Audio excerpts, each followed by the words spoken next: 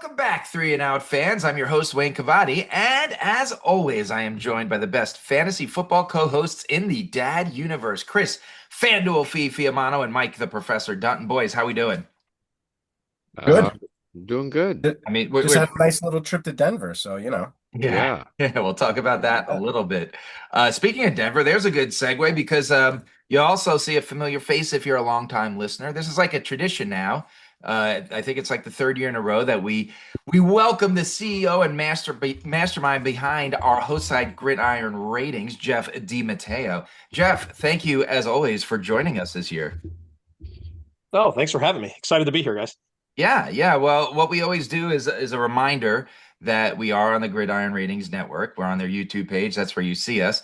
Jeff has a website that goes along with it. And the website has gone through a major transformation heading into this year. We're going to take a look at it, and he's going to show you some really cool stuff. Dutton and Fee, you guys have seen the cards as I'm pulling them up. And I could tell you it is something you've probably never seen in the fantasy football world before. So, Jeff, first, before we even get into any questions behind this, why don't you just take us behind what we're looking at here? Here's Jamar Chase and Bijan and Jamar. Bijan. Just talk Bijan. about Bijan. Yeah, go ahead. Rajan, it's Bijan. Rajan. He was clear about the enunciation. Yeah, so what I've always been trying to do is find new and different ways to present fantasy football information, right? Everyone's always looking for an edge, trying to find a way to win. We all play Madden. We've all played Madden. We all play Madden currently. The 1 to 99 rating system just kind of makes sense. So that's what we go with to grade players, right? Excuse me. What I wanted to do was come up with a better way to take those ratings, apply them to a larger scale with a bunch of additional information, and let people buzz through players for research in a very quick way. So, what we have here are digital football cards. Wayne, if you want to just pick on any given player and open one up for us, he's working on it. Let, He's going to pick let's somebody. let's go to Neighbors for Fee. This is Malik Neighbors. So, what we have here on the backs of these cards, you can obviously already see the fronts, is a lot of different categories. There's some tabs there that Wayne can cover over for us: overview, archetypes, performance, some ratings, some health information, get some injury data all in one place, scouting information. What did I think of the player before he came into the league, right? How did he grade out on his way in? And then value. This is kind of one of my favorite pieces. What can you expect to pay for the player? So we've got his ADP, we've got some possible trade offers. These trade offers are not gospel. Treat these things as a guideline. Think of it as a way, hey, if you want to try and acquire this player, this is probably what you're going to have to give up in a lot of different leagues. If you think, hey, I want to sell this player, well, this is what you can probably get the conversation started with. So it's not a locked in, hey, this is what you're getting, but it gives you a place to start. This should cover pretty much every bucket that you need to look into when you think about drafting a player, trading for a player, grabbing a player off waivers, or just rostering him in general, right? You've got 3 players, you're not sure who you want to deal. Well, good news. You can go ahead and click the favorites button, put all the players on your rosters on a favorites tab, and keep track of all of your players in one place. And now you can compare your players while you're, handling your morning business in the bathroom. You can just sit there and flip through players all morning long and take in 10,000 words of information in under 5 minutes. And so that's where I try to do something a little bit different. The cards are brand new. This is still what I would consider an advanced beta test of the card platform. So it is taking a little longer to load at times. So if you're trying to load them up and use them, excuse me, don't be alarmed if they take a second to load. It is still a test product. But if you're noticing anything's not loading correctly or players aren't showing up that you're looking for, there's a blue button in the upper right that says Import Gridiron Ratings Live Data or Import Live Data. Click that little sucker. It won't do anything. You just click it, and then it's going to load the player in. There's no animation that shows you click the button. Or just click that little window. It'll load the players in for you. It just refreshes all the cachings to make sure everything comes in. See, there you go. Wayne just refreshed all the players, and they're all coming back in. But yeah, these cover everything that goes into the player, gives you a ton of notes on them, gives you everything you need to make an informed decision for your fantasy football season.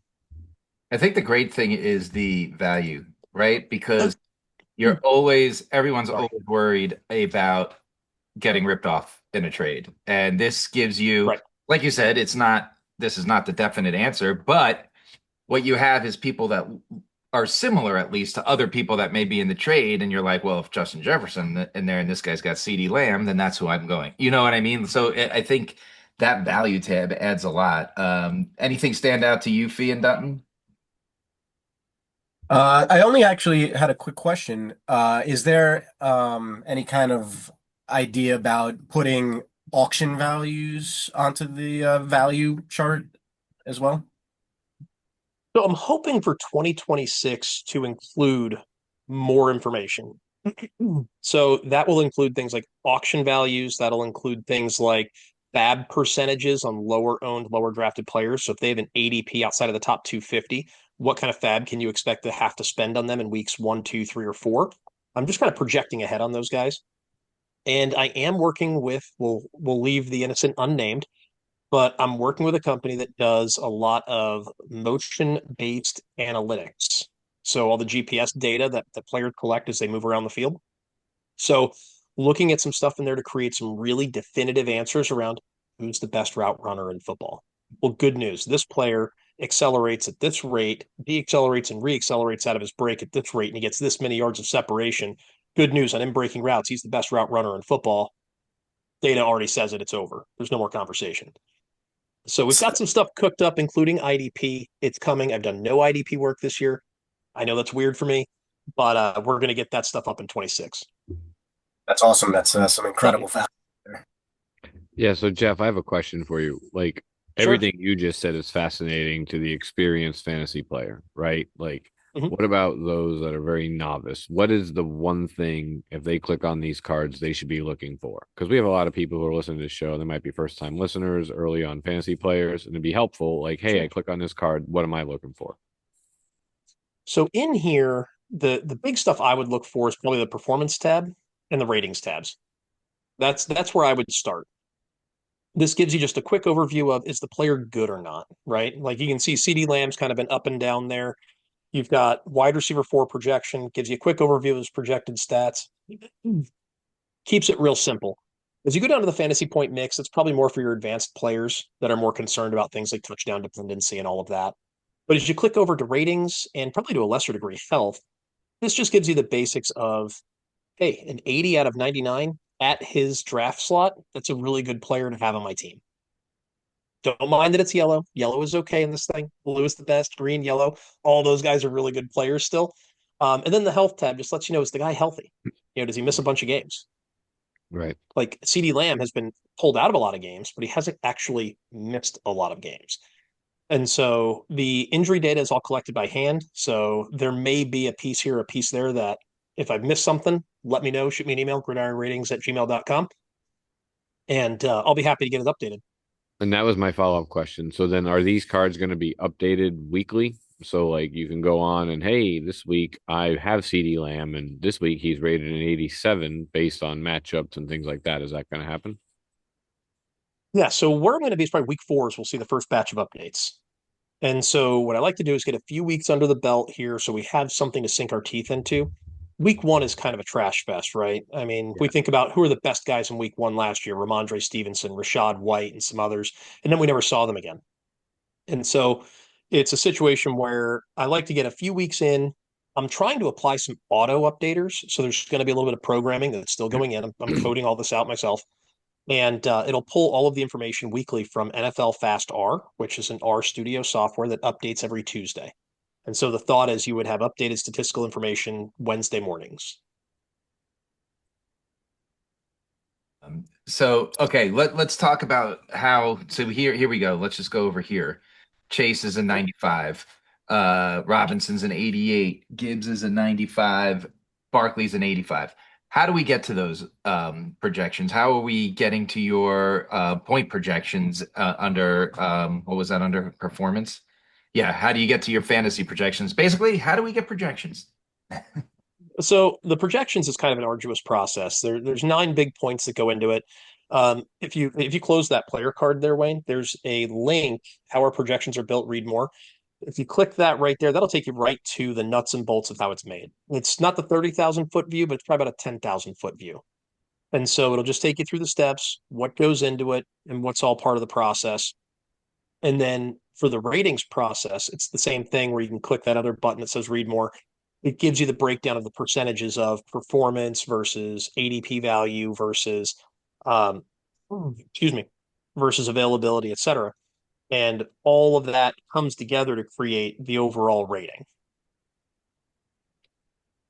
That's really cool stuff. I'm just sitting here guiding myself around the Can I site. ask one more quick question? I need to know what the Sure, fire away. caution exclamation point is for Christian McCaffrey. It's probably exactly what you think it is.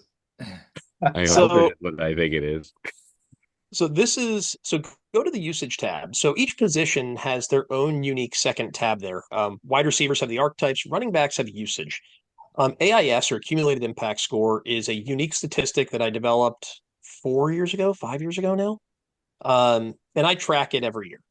As soon as a player clears that 1600 mark, where you notice it says danger zone, not just a Tom Cruise movie anymore. We're not just Top Gun now. It's, we're worried about these guys.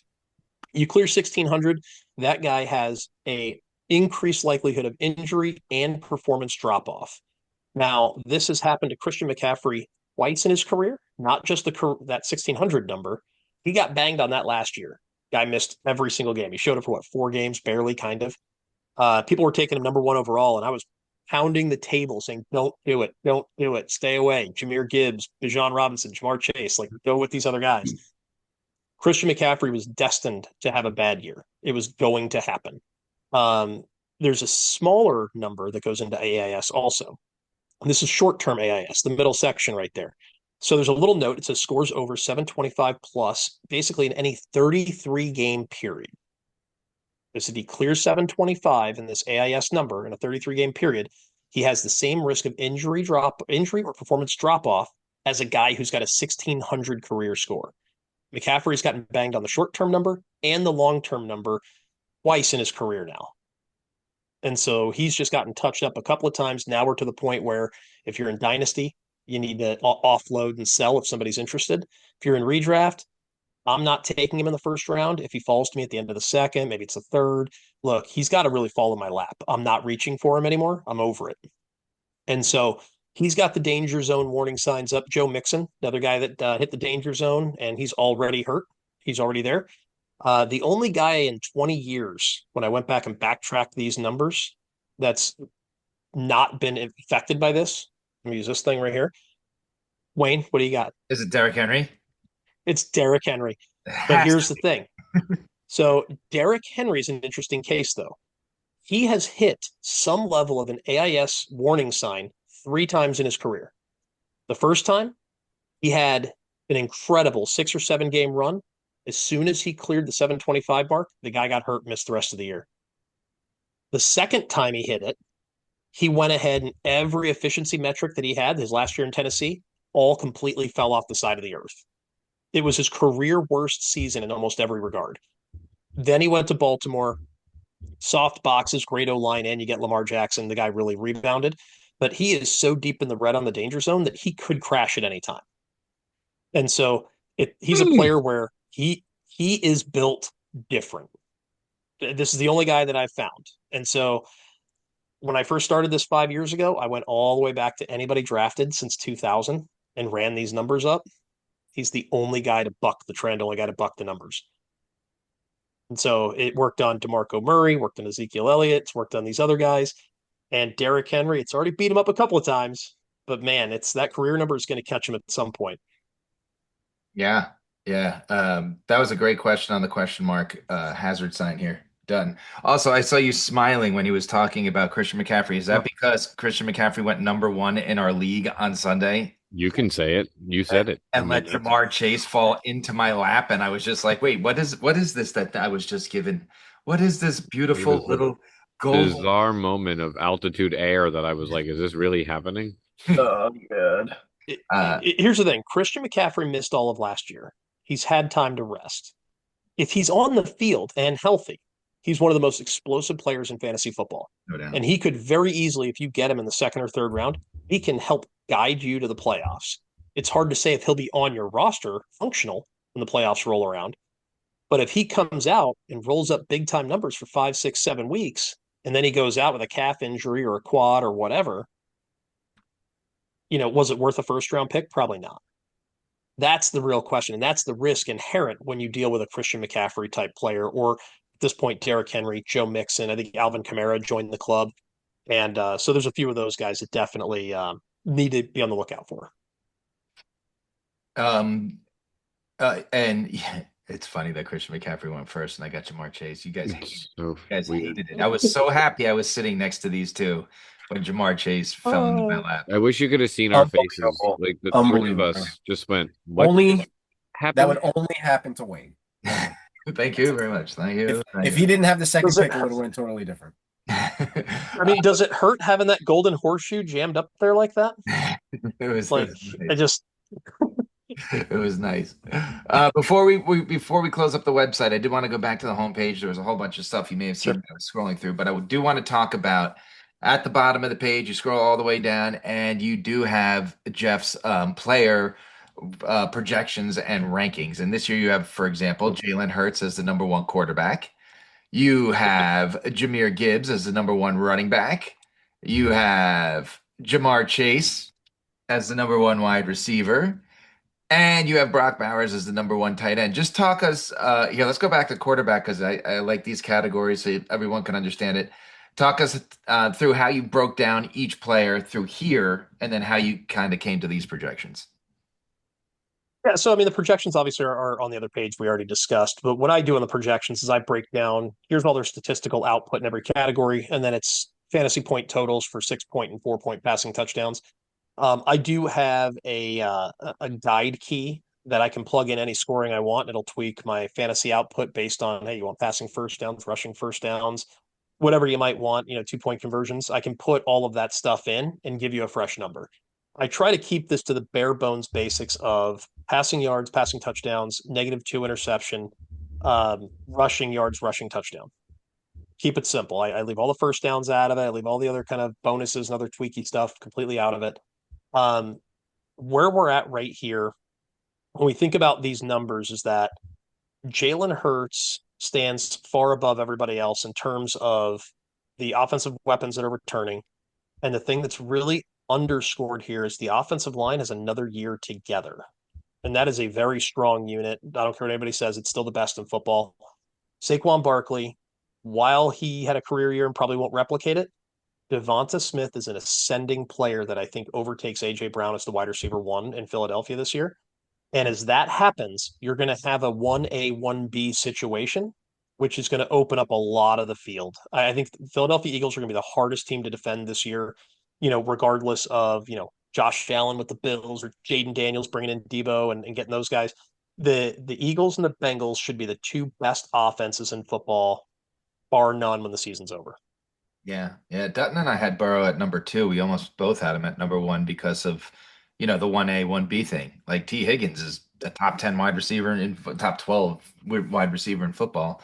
Um, so the order here, just something I noticed, but like if you look at the 4 point touchdowns, Purdy has less points per game than Stroud, but over here he has more. Is this kind of what you go by to how do you have this order? We just kind of power rank it out, if we're being You do honest. I try power to rank. make it as score. Yeah, I try to make it scoring agnostic as best I can. But Brock Purdy is notoriously touchdown dependent. Yeah. He's not a guy that throws for 340. He might get you 2.25, but he'll get 3 touchdowns. And so in a 4 point passing TD league, he doesn't get you as much. You lose those 2 points every time, and he suddenly drops down the ranks quite a bit. This was one I found interesting. DJ Moore at the number 4 wide receiver. That very easily could flip to Roma Dunze. Yeah.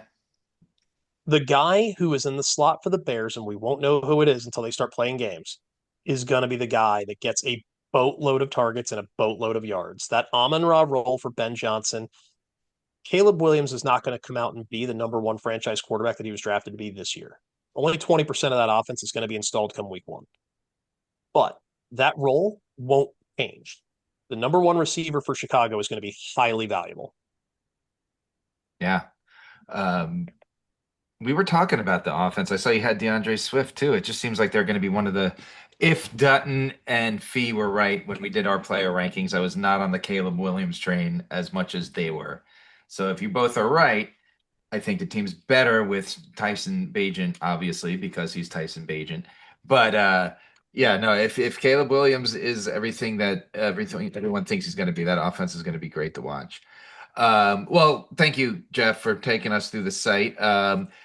Anything else you have on the horizon or that people should be watching before we jump into the show? Because I know you have that other new show on the YouTube station channel as well. Yeah, we've got the W devotional on there with my guy John Arrington, and they do a lot of college football talk. So if you're interested in college ball and you're interested in seeing how these guys are going to project to the next level, you'll learn a lot about which guys are coming, and so that's a really exciting piece to keep an eye on.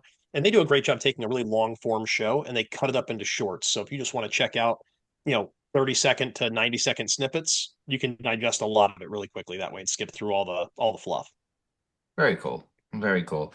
All right, so we're going to jump into our first show of the year with all the details and information because we have football in 24 hours, people. Obviously, as you know, if you saw the special weekend episode, we just flew back from our Live at Red Rock show, and boy, are our wings tired. No. Joking aside, it was an incredible experience. We had a lot of fun, and we really had some great feedback. I wrote some text down. One said, "Is Fee actually the coolest?" Which it's hard to debate. You're probably the coolest of the three. Probably is. Taco was hilarious, and the Red Rocks episode is probably the best one you've ever done. And that was by someone that's seen every episode we've ever done. So we thank you for tuning in. We thank you for the feedback. But what we also did was took some feedback under consideration. And since Taco was a big hit last week, we're going to invite him back for more. You have to know Taco to understand this segment that we're going to try, and we hope that it sticks. But Dutton and Fee can tell you the dude is always driving somewhere. You do not ever experience life talking to Taco without him being in a car. As a matter of fact, I went on a 1-week RV trip with him and literally lived in a moving vehicle with him while he talked to everybody else on the phone. We drove 200 miles on Saturday. We drove 200 miles on Saturday to like 4 different lakes and mountains and just kept driving. That's what we do when we're with Taco. So since Taco loves being on the road so much, we figured what better guy to take a look at some road dogs every week than Taco. So this week, we're going to welcome Taco to the show in the first segment of Taco from the Road. Take it away, Taco. Yo-ho-ho! Howdy-ho! Thanks for having me, boys. Taco from the Road. We'll have some takes on road teams that have a chance to win this weekend. Let's get this thing cooking. We got the new look Raiders. Holy crap, that was a huge bump. Oh my God. Anyway, we got the new look Raiders getting 2.5 at the Patriots. You got Pistol Pete making his Raiders coaching debut in Foxborough. And I think you're going to get to see Ashton Gentry run all over the field on that D. Man, they were one of the 10 worst last year. So all you guys that took him top 5 in fantasy, enjoy. I'll take the Raiders with the points because it's just win time in Raider Nation. Game 2 of this week 1 hat trick, I got Hiawaska Aaron travels to play his old team, not the Pack, but the Jets. Anyone remember those 2 years? Nah, him either. The Jets still stink, and Rodgers has flashbacks to his Packer years. I'm taking the Steelers, giving 2.5. And of course, the game that starts the season. Those repulsive Cowboys come to South Philly to watch the Birds raise the banner. Cowboys getting 8.5 for this one. And I'm all about the road teams. So with that, there's no way I'm taking the Cowboys. Dallas sucks. Go Birds. Go defending champions. Philadelphia Eagles. And never bet on the Cowboys. Eagles roll, baby. Eagles roll. Well, anyway, good luck week 1. And keep the seats back and the smokestacks black, baby. Back to you, Wayno. Keep on trucking. That guy's nuts. Kids that watch our show, because we do have people under that are just learning to drive, do not try anything he just did at home. But what you can try at home are going to be our locks of the week. For those of you new to the show, every week, Fee picks a team, I pick a team, and Dutton picks a team. And we go through it. We do use the spread. And then we pick a consensus of the 3 teams that we threw out there. We'll pick one 3-and-out lock of the week. Obviously, this week we're joined by Jeff, so he could throw in some teams too if he'd like. Last year, if you like to go with any one of us as your favorite picker, last year Fee utterly dominated Dutton and I. But the year before it was me. So really, if you follow the data, we get you nowhere, right? Like, you Don't just follow pick what you Dutton is like. what we're listening to. Don't listen to I Dutton. think Dutton's due. Yeah, Dutton's due. That's my guy. That's what I'm following. That's what I'm on. saying. But the three and out buddy. picks, the last 3 years, I wrote this down. Last year was actually one of our worst years. We were 71% right. The year before we were 78%. And then the year before that, we were 81. So if you pick the 3-and-out pick, you're going to finish the year with some money. That means let's jump right into our first lock of the week of the NFL season. Dutton, would you like to start us off? I will, but really fast. What we learned this weekend in Denver, Fiamano can attest to this, is I'm really good at picking the spread of the games. I'm not just good at picking who's going to win that game. He literally, for our listening audience, Fee had the schedule open and Dutton was calling out the spreads Within a half a point. every time. And it was remarkable. Some were dead on too. It was one game, I think, that you missed. 2. It was the Oh, was Colts it 2? game. It was the Colts game and might have been the Bears-Packers game. I think those were the 2 games. Yeah. Yeah, it was amazing. So that being said, I'm picking the Patriots -2.5 versus the Raiders this weekend. Mike Vrabel era starts off very well with a win and covering the spread. Fee. All right, I'm going with the Arizona Cardinals to start off the year, -5.5 against the Saints. The Saints are just supposed to be the worst team in the league, so we'll see. Yeah. You know what's weird is Dutton. We got to talk to Dutton. We got to go on a side note here. Dutton has his weekly conspiracy theory on Arch Manning.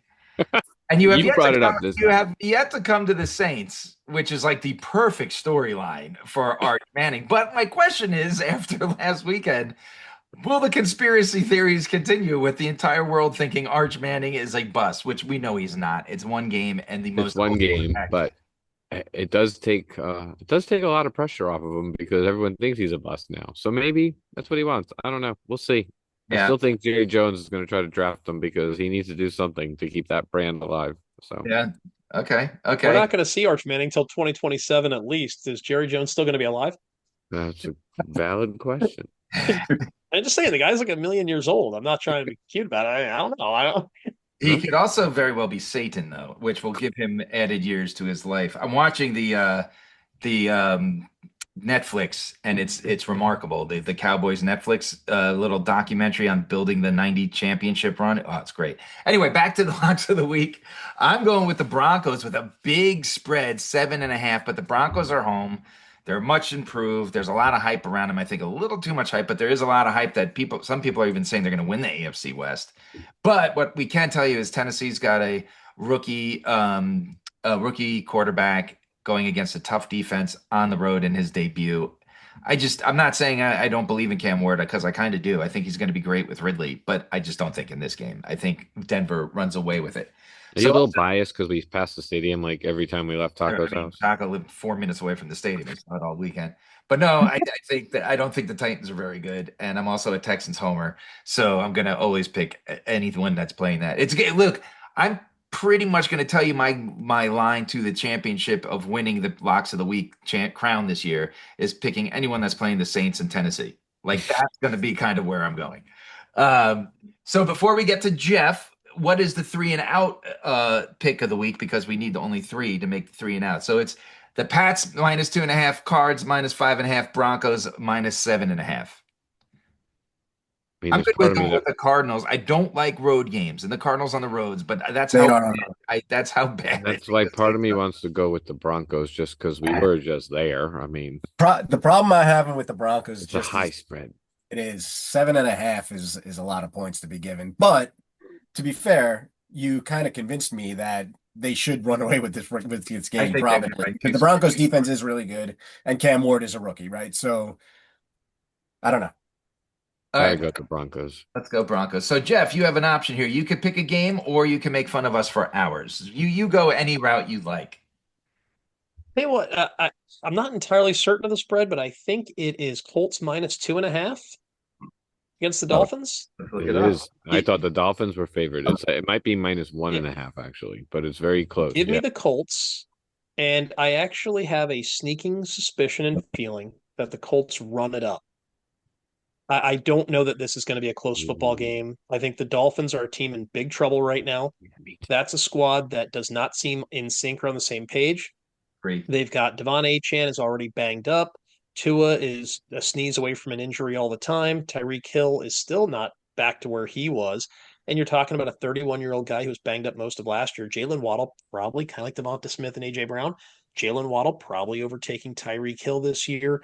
But the honest situation here is that there's nobody covering anybody for Miami. They can't get after the quarterback, and they don't have anybody in the secondary. They can't cover Michael Pittman. They can't cover Tyler Warren. They can't cover Josh Downs. They can't cover Alec Pierce or Adonai Mitchell. They're going to make Daniel Jones look like Joe Montana out there, and Jonathan Taylor's going to do what he does. And it's going to be a situation where, for all DFS purposes, I am wheels up on the Colts, and I'll be running back with Waddle and or Achan on the other side of that game. Yeah, that's a good run back right there. Yeah, and it was only a point and a half, and they're home. So yeah, that's a good pick right there. And I know Fee loves it because he loves Danny Dimes so much, and he's so happy that he's going to finally get his chance to be the quarterback he dreamed of. I can't believe he's playing a team that's going to make him look like Montana. Jesus. The last thing I need. Oh, Danny Dimes is the greatest quarterback ever. Gonna be the headlines on Monday. Daniel Jones, comeback player of the There year. he is, the new Joe Montana. Daniel Jones You is say not the Joe quarterback Montana? player of the year. Give me a break. All We'll right, see. so the three now lock of the week is the Broncos, and the extra special lock of the week from Jeff is the Colts, giving a point and a half to the Dolphins. The next segment of our show is Third Down, and it's one of my favorite. It is Fanduel Fees. Did you guys see the Fanduel thing for the game tomorrow night? Did anyone see this? That the SEPTA, which is the Philly transportation system, is like all down or something. And FanDuel stepped in to pay and give money to help get it up so people could actually, because it's on Broad Street. It's like, so people, we have a gambling site helping people get to the Philly game. And we can't even gamble in this state, Jeff, without driving 2 hours to put a bet in. Like, what is wrong with everything? Anyway, You'll FanDuel. be able to place that bet soon. You'll be able to do that soon, I'm sure, because FanDuel's out here doing what they got to do. Now, the more states are going to come around and say, well, hey, we should support FanDuel and DraftKings because look, they're helping our transportation system. Right. Yeah, that's a great move by them.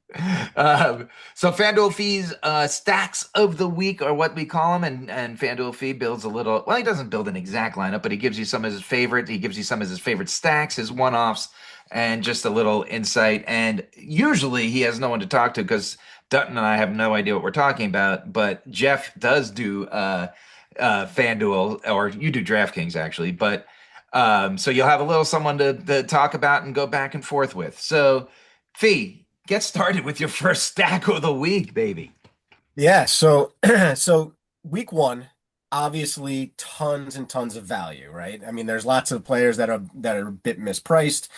FanDuel came out with salaries, what, like 3 weeks ago or a month ago, so it's been quite some time and lots of different things have happened. So there is a lot of value out there. However, to start us off, I'm going to start with a Tampa Bay Bucks stack against the Falcons, and Baker is 7,900. I love Emeka Egbuka. He's only 5K, which is just so cheap. Bucky Irving is 7,700. You can take him or leave him. And you can have a possible comeback with either Bijan or Bijan, at 8,800, the most or the highest salaried player on the slate, or the guy who I like, Drake London, at 7K. Uh, Stack number two, I have the 49ers against the Seahawks. And Brock Purdy is at 6,900. Ricky Pearsall, who's the number one receiver right now in San Francisco, is only 5,300. Again, super cheap, just like Egbuka in the first one, at 5,300. Christian McCaffrey, we spoke about him earlier. He's 8,100. Probably going to stay away from him. But then you could look at the other side of that and go with JSN at 7,200, which isn't too bad, or Kenneth Walker III at 6,700. And a couple of guys I really like just because of salary. Ted McMillan against Jacksonville is 5,600, super cheap. And you could stack him with Brian Thomas Jr., who's only 7,700, which isn't too bad. And Trevor Lawrence is only 7K as well. And then a couple of one-offs. Chase Brown is only 6,900 versus Cleveland. Ashton Genty is 6,400 versus New England. And on the other side of that game, Travion Henderson is only 4,700. Even though it's still a mystery as to how that backfield is going to play out with him and Ramondre Stevenson. So, but some super cheap guys to get you started week one. I like it. I mean, I'm just going to hop in because they said I'm here to talk to you, and they're both muted. Yeah. So, that Tampa Bay game, Baker and Igbuka. I've actually got Igbuka, so I've been playing mostly DraftKings because you get point per reception there, full point. And I've got Igbuka in half my lineups right now as a one-off. I'm just playing him on his own right now. So those Colt stacks I was talking about, I'm running Igbuka in there. You guys mentioned the Cardinals game earlier. I'm running that stack too. Give me Tyler with Trey McBride and Marvin Harrison. I'll take the double stack there and then run it back with Olave. Olave, kind of like McCaffrey, if these guys are healthy, they get points. It's just a matter of are they healthy? And right now, we don't know if Olave is, a hard sneeze away from another concussion or not. But it's a situation where right now he's on the field. Let's take him. Let's sign him up because at least on DK, I'm able to squeeze all those guys in. I've actually been avoiding Bijan at his price point because he's also the highest running back on DraftKings as well. That salary is just a lot, right? Like, what does he have to do to pay it off? So in his place, though, if I've got that kind of budget and that kind of space in my salary cap on my lineup, is I've been running Gibbs. Green Bay can get after the quarterback and they can cover, but they're not particularly good inside, especially without Kenny Clark now, who they traded the Micah Parsons deal. There's going to be a lot of room to run up the middle there, especially if those guards can get to the second level. Really like a Jahmyr Gibbs week in week one. Monty could be a really cheap play there too if you go David Montgomery in that game. So if you're going to play Lions, you could play their run game and then run Jordan Love and one of the receivers on the other side. I kind of like Tucker Kraft as a cheap option and then just fill in premium players around him. But just a couple thoughts there too. But I love these. I love Brock Purdy with Ricky Pearsall. Keep an eye on Juwan Jennings. He did practice in Fultz today. And so if you've got Juwan and Pearsall out there, Juwan Jennings is another cheap option for the Niners. Good double stack. I liked listening to that because I made a lineup today, a free entry into one of those FanDuels that you could win $10,000 for free. But what Fee was saying is there's a lot of low, I don't know why, dollar amount players. So what I was able to do, I think I have a ridiculous lineup. What I was able to do was because some of these rookies are so low, I took like three highly rated rookies that are priced low and was able to build a pretty monster squad. So I'm gonna talk you through it. At quarterback, I got Joe Burrow. That guy's pretty good. And this is just a Sunday slate. No, just the regular Sunday slate. Joe Burrow at quarterback, Trevion Henderson at RB, Jahmyr Gibbs at the other running back. At wide receiver, I went with the stack and I got Jamar Chase. And then because you guys have done nothing but talk about him all preseason, I took Matthew Golden, who was only 5,400. I then took Ricky Pearsall, who you already mentioned was 5,300, which was a good buy. Then I went Tyler Warren at tight end, who Jeff said is going to be in a good position, and he was only 5,100. And then I went the Broncos defense, which is the top-rated defense, at 4,800, which left me $8,800, which was exactly what Bijan Robinson cost. So he is my flex. I mean, yeah, I get what you're saying, right? I get what you're saying that at that price tag, that there was that Robinson's a lot, but in the same sense, when that's all I had left, why not? Right? So I feel Sure, like pile I it up. feel like that's a pretty solid team. What do you guys think?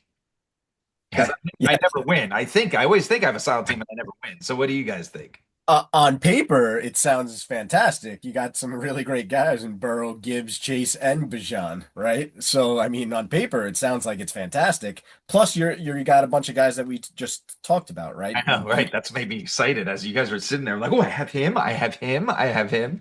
Uh, So it sounds fantastic. I guess, we'll just have to wait and see how it plays right. out. So fee, I'll give you $1,000 if I hit the 10,000.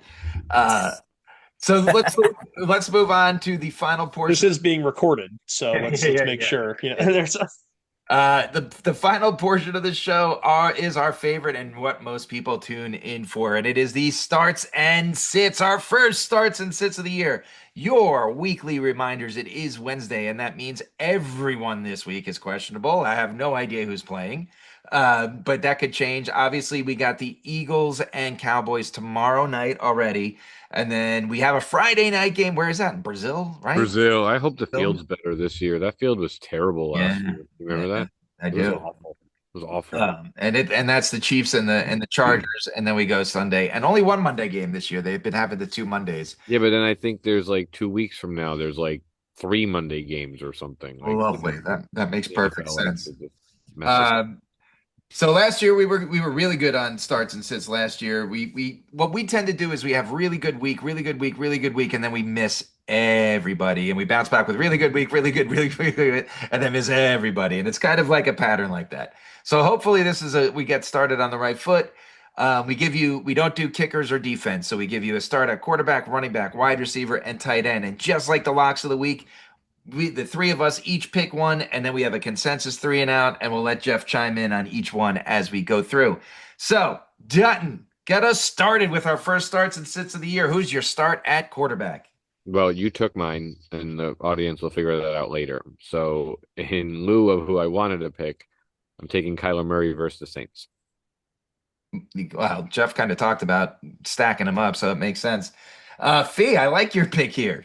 Yeah, so the way I kind of do my picks is I try to take guys that maybe you're questionable about starting, right? Right. So anyways, I went with Justin Fields this week against the Steelers, and it's mostly because I think that he's gonna run the ball a ton.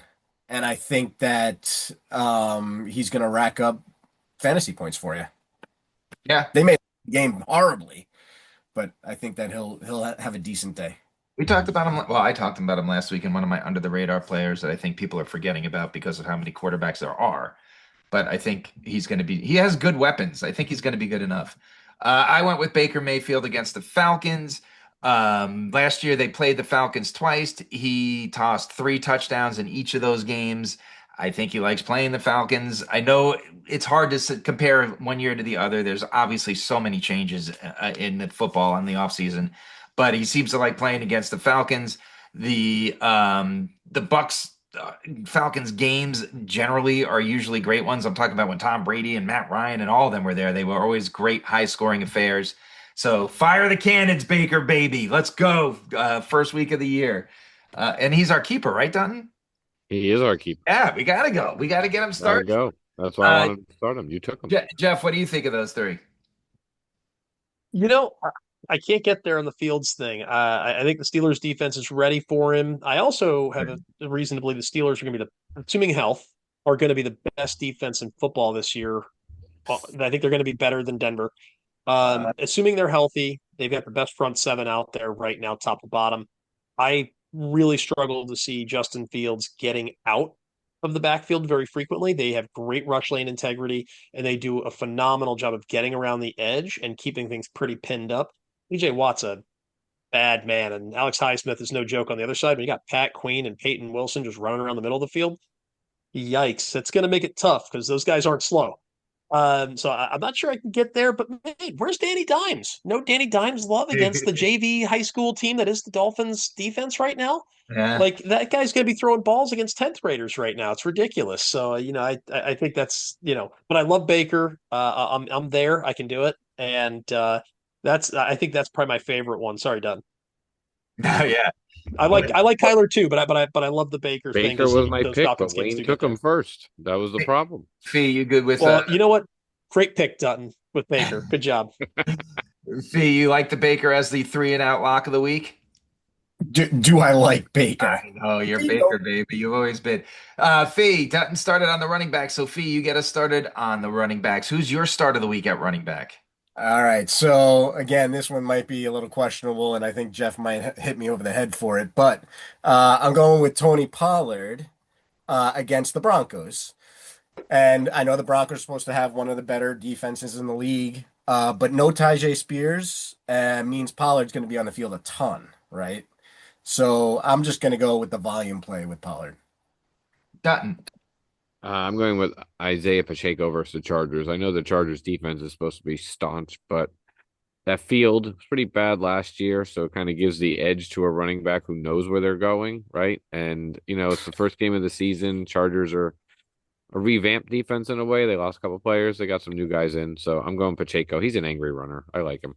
I really think Pacheco could be a top 10 fantasy back this year. It's all about health. He's got to stay Yeah. healthy because he runs so damn hard. He's an angry runner. Yeah, it's fun to watch. Maybe that's why. Maybe I just think he's fun to watch, and that's why I think he could do it. But he's always gonna. I feel like he's gonna miss 3 games a year. Anyway, I picked Chuba Hubbard. They're playing the Jaguars. I don't really have a reason. Like I said, you can't really base stuff off of total fantasy points because it's a year. The Jaguars are a completely different team. But I just feel like that offense, they're obviously going to be throwing a little bit more.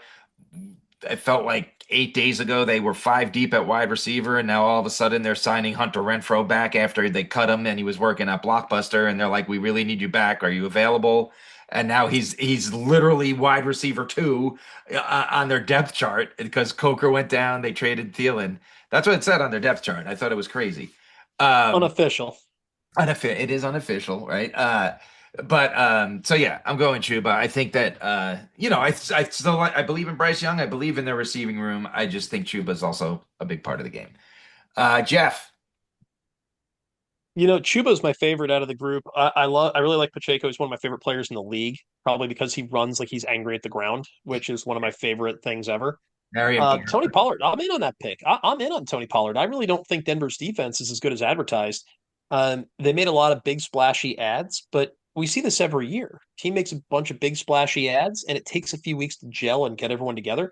These guys really have to get to know each other and where they actually sit in these zones and understand how they play the run and how they move, right? To make sure they're all flowing to the ball properly. I think it takes Denver 3 or 4 weeks to get that together. I'm all in on Pollard. I think he catches a bunch of passes too. So give me some of that. But guys, I think we're leaving out a really important one here. This is a dumpster dive, but Jerome Ford for the Browns. The Browns want to run the football, and we have no reason to believe Judkins is going to get any real snaps. The Cincinnati Bengals were about as tough as wet tissue paper last year against the run. And so Jerome Ford is one of those guys, fits the mold of the week 1 darling who crushes it week 1, week 2, and we never hear from him again. And so give me some of that guy. What you got there, Fee? We can't hear you. We can't hear you. Where'd you go? Now, There you go. There you go. I wanted to know if you were worried about Dylan Sampson at all. I love Dylan Sampson. He's one of my favorite running backs in this draft class. I think he's going to split time with Jerome Ford. Ford's going to get the number 1 carries. I think he'll get the goal line work also. Sampson, if they can't sort it out with Judkins, who, by the way, I think is an inferior back to Sampson, then we'll see Sampson by week 3, week 4, week 5, and he'll be a guy. But there's going to be a big split in Cleveland. But give me the guy who's getting the number 1 carries in the goal line stuff for week 1, because that's what we're talking about right now. It's just small sample, single game. Yeah. Give me Ford this week, but I do love Dylan Sampson. That's the kind of guy where I'm going to add him to the bottom of a roster now before he becomes the week 2 hot waiver wire name. Yeah, I just put Jerome Ford in my Scott Fishbowl lineup, so nice. But let's go back to Pacheco, Pollard, or Chuba Hubbard. Who is the 3-and-out lock or start of the I think week? we got to go with Pollard now. Okay, let's do it. I'm good. Let's roll with Pollard. Wide receiver starts of the week. It's my turn to start, and I've talked about him for the last 3 weeks on this show. You guys are sick of hearing me talking about him, but it's Wan'Dale Robinson season. I think this guy is the safest bet this year. The guy gets targets, and I'm not saying he's ever going to have a 30-point game, but if you have Wan'Dale Robinson, you probably have a really good number one wide receiver. He's not your number one wide receiver, but the guy's going to get Or your 2 or your 3. He's gonna. I'm telling you, he's not even starting. He's not even starting on our fantasy team, right, Dutton? We have him, Nope. and Nope. he's not starting because we're stacked up wide receiver. But if you have him, I love him. The guy gets targets. He only gets like 60 yards receiving, but it's like there's no other receiver that's a lock for at least a 10-point day. If you're in a PPR, if you're in a standard league, throw Wan'Dale Robinson out the window. There's no reason for him to even be on a roster. I'm talking PPR league. I'm going Wan'Dale Robinson. Fee. Yeah, you're crazy. First of all, Nope. number two. I talked about him earlier, but I'm going with Emeka Egbuka against the Falcons. Jerry Jeudy versus the Bengals. Somebody has to catch balls from Joe Flacco this weekend. Yeah, Joe Flacco, proud blue hen right there. Jeff, your turn. Ooh, man. Receivers are a toughie. I'm staring at this. I actually love the Igbuka one. I'm going with Fee again That's who we were here. going I with think I might anyway. just I think I just need to side with that, and I'm gonna roll Igbuka also here. Nice. Because as I'm thinking through it, there's just a ton of great wide receivers to roll with. A guy that I would get behind if I could confirm he was playing would be Juwan Jennings with the 49ers. Brock Purdy showed a real proclivity for targeting him in the few games they were together when Debo was out, and now Ayuk would be out. And man, he could be a real beneficiary, but we don't even know if he's going to be playing or at 100%. But give me Igbuka. I like it. So I'm good with putting him in as the 3-and-out lock of the week. So tight end, Fee, get us started because I mean yours is a no-brainer at this point now. Right. So yeah, I'm going with Mark Andrews against the Bills. No Isaiah Likely, right? Yeah, I could see people being hesitant until the likely injury because people are down on him. But I think he's back this year, even with likely if he was playing. I think Andrews is a great start. Dutton. Evan Ingram versus the Titans. I think Bo Nix is gonna love having Evan Ingram as a big target, especially in the red zone. So Evan Ingram. I'm going with a guy that I couldn't get behind when you two talked about him. I made fun of you last week on the Red Rock show for David Njoku, but I think this is a 1 week guy. Like we're saying, 1 week, small sample size. But to your point, I think Joe Flacco has to throw the ball to someone, and that's the closest guy to him. And I think Njoku has a big week. Jeff. I actually had written down Njoku before you said it. I have my little notes here Njoku right there in the little box. And yeah, David Njoku, no matter what, that's actually where I'm headed for week one because I I don't trust Joe Flacco to spread the ball around. This isn't Jameis Winston, and nobody has made more tight ends famous than Joe Flacco. And so let's go wheels up with David Njoku. I don't think he's going to be a tight end, 3, 4, 5, over the course of the whole season, but he could be a low end one, and this could be the start of all that. So who do we want? I'm gonna tell you right now, I like all three of these guys. So who do you want to lock in I as mean, I'm not opposed to Njoku because I had him as the number 4 wide receiver for the whole season. So there you go. for the tight end? Yeah, you good with that, I Fade? mean, tight end, not wide receiver. Tight Yeah. end. Sorry. Let's go with Njoku. All right. So the 3-and-out starts of the week at quarterback, Baker Mayfield. At running back, Tony Pollard. At wide receiver, Egbuka, and then at tight end, Njoku. So let's move on to sits of the week. Dutton, you want to get us started at quarterback? Yes. So before I tell you who I'm sitting here, I did at one point say I was going to sit Josh Allen. I'm just I worried did about see him this that. week. I'm worried about him. I mean, he hasn't played all preseason. He's playing a tough defense. I mean, I'm not saying Josh Allen's a guy you're going to sit, but don't expect 30 points from him this weekend. I'm That's just fair. worried, But Yeah, anyway, to your point, nice. no one's sitting Josh Allen the first week of the season. Right, exactly. So that's why I changed my mind. I'm going with Justin Herbert though against the Chiefs. Again, I don't know. I think that's going to be a lot of running in that game, and the Chargers would love for it to be a lot of running because that means they can control the ball and keep Mahomes off the field. Which. So I'm going with Herbert, sitting him. Fake. I am sitting Jared Goff against the Packers this week. We talked about Gibbs and the running game and how the Packers inside defense is not great. So I just the Lions are basically a running team anyway. So I'm gonna sit Jared Goff this week. I know you guys love him. I think Jeff, you do too, but I'm not high on Caleb Williams this week. No one had more interceptions than the Vikings defense did a year ago, and Harrison Smith and Byron Murphy are both back. They have a bunch of other guys that played games, didn't start every game, and then they got Isaiah Rodgers, who's fresh off a Super Bowl win and a gambling suspension. So that's like my type of guy right there. So I'm going with sitting Caleb Williams. I think the Vikings defense will give him fits. I know, again, this is basing on last year. I know the Bears offense is really amped up and he has a lot more uh, familiarity with it. But I still think this week, this first week, the Vikings defense gives him a little bit of trouble. Jeff. Boy, I'm going to take a guy that I'm not sure everybody's even trying to play, but he's that fringy dude. I'm going to go Sam Darnold. I'm going to sit him against San Francisco. A lot of folks fell in love with him last year in Minnesota, a lot of system-based stuff that led to his success. But Seattle, even at home, I feel like they're going to want to run the football. Clint Kubiak's running that offense. He ran the Saints offense last year.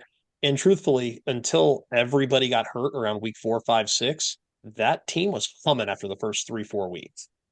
And Kamara looked great. Quarterback Carr looked okay. Like they had everything was cruising, but they weren't throwing the ball a ton. They were really using the ball to just move or throwing the ball to move the chains and then running it and just playing ball control. I'm expecting Kenneth Walker, Zach Charbonnet, and some of those boys to really kind of mop up against a retooled, revamped Niners front. So I'm going to sit Darnold because he's just not going to get the attempts. He's not going to get the yards, and he certainly isn't going to get the touchdowns.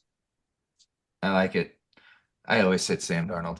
I actually the one time I didn't start Wish everyone would. Darnold was like last year, and I think he got -1 point for me. It was like his one terrible game of the year.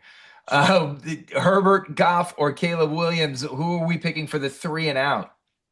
I'm okay. Yeah, I'm good sitting Herbert. You want to sit Herbert. Herbert? That Herbert. Chris Jones in the backfield all day. Fee, I hate to see this, but I do agree with you on running back. Who are you sitting at running back? I'm sitting Nick Chubb against the Rams. Yeah, yeah. I mean, People starting him? yeah, he's the RB1, and the reports I've been reading because I'm a Texans fan, and so I read a lot of smaller beat writers that are inside there too, and they're just saying he's lost everything. Like there's and the Texans aren't the offensive line to help a runner out who's already a step behind. Dutton, yours is ballsy. You have cojones of steel, my friend, to pick this after the way he went in drafts. Go ahead. Listen, I know, and this is again, it's small sample size. It's his first game, Ashton Genty versus the Patriots. The Patriots defense is good, and the Patriots defense led by Mike Vrabel is going to be even better. Yeah. I just don't think you're going to start Ashton Genty this week, expecting a big week from a guy you picked probably in the first round, right? And most drafts he was 1-6, 1-7, right? So don't expect a huge 1-6, 1-7 return this week from Ashton Genty. That's all I'm saying. I get it. I get it. I'm going with a guy too that I know there's no way you're sitting, especially probably where you drafted him. I'm sitting Kyron Williams this week. The easy choice is anything in the Cowboys backfield. If you're starting any Cowboy, you're already in trouble. But the Houston, I'm sitting Kyron Williams. They're playing the Rams. The Houston front seven is pretty solid. It's one of the best in the AFC, I would say. You do have the Steelers, which is hard to compete with, but they're one of the best up there. Their secondary is improved, but it's still not Devontae Adams, Puka Nacua improved. And I think Matt Stafford, if he's healthy, is going to take advantage of that. And I think they're just going to be in the backfield and Kyron Williams all weekend. But again, I know that you can't sit him, but I'm just throwing it out there that if you could, I think I would. Jeff. I'm going to go with Josh Jacobs. I'm on. I just, I'm looking at the Packers up front, and I'm thinking about what they are offensively, and there's no reason for anyone to be afraid of anything they have going on the boundary right now. So I'm happy to stack the box against him. And remind me who they're playing in week 1 again? The Lions. Yeah. So Jack Campbell, one of the best middle linebackers in football. If you don't know his name, you will. The Lions also drafted a guy named Tyleik Williams, D tackle out of Ohio State, and this guy's an absolute specimen. They won't have Aleem McNeil back in week 1, but it does not matter. Hutchinson's playing. You're going to have Tyleik Williams up there. You're going to have Campbell. You're going to have all these other dudes there chomping at the bit. I think Josh Jacobs is going to run in some real tough sledding. Even if he gets a short touchdown, he probably doesn't clear 60 yards. And so I'm happy to back off of Josh Jacobs for week 1.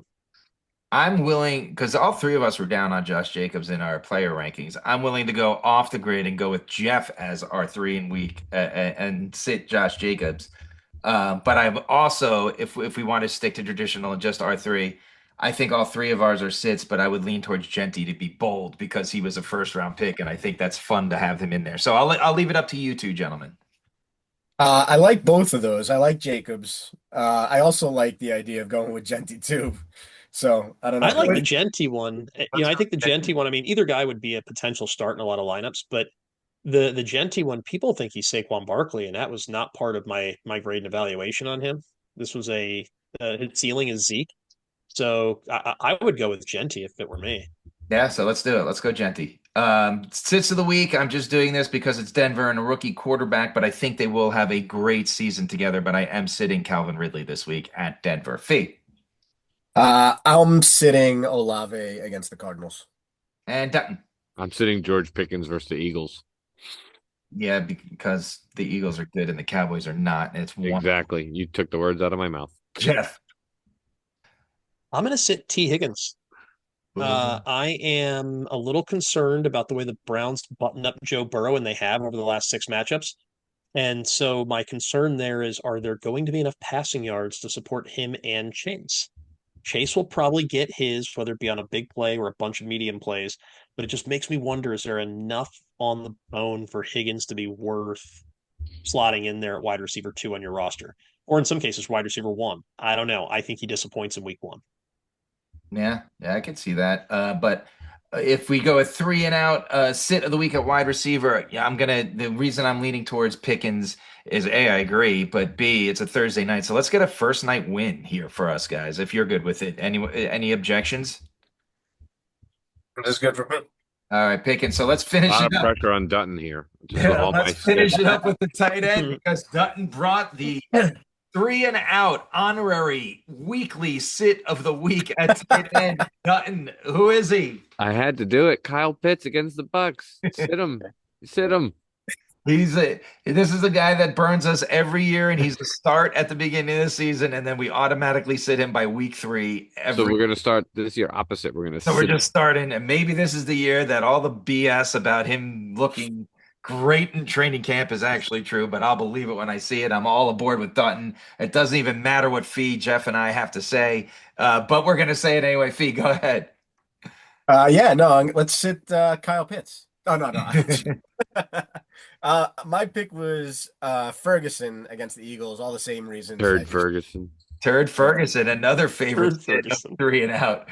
I'm going Tucker Kraft against the Lions. I think Jeff said everything that would affect a tight end against that front 7. He's not going to get a lot of separation. I just don't think he's a good start. But Jeff, go ahead. This is Clark. He wants to say hi. Clark wants to pick a tight end. He does. He actually picks George Kittle. He tried to duck out of the way of the camera. You see that? So we're going George Kittle here. I'm actually a 49ers fan, but I'm going to take Kittle because I feel like we do this every year with Kittle where people make him tight end 3, 4, 5, whatever. And it always seems like he needs a handful of really big games to get there. It's never a consistent, here's your 14 points and we keep it moving.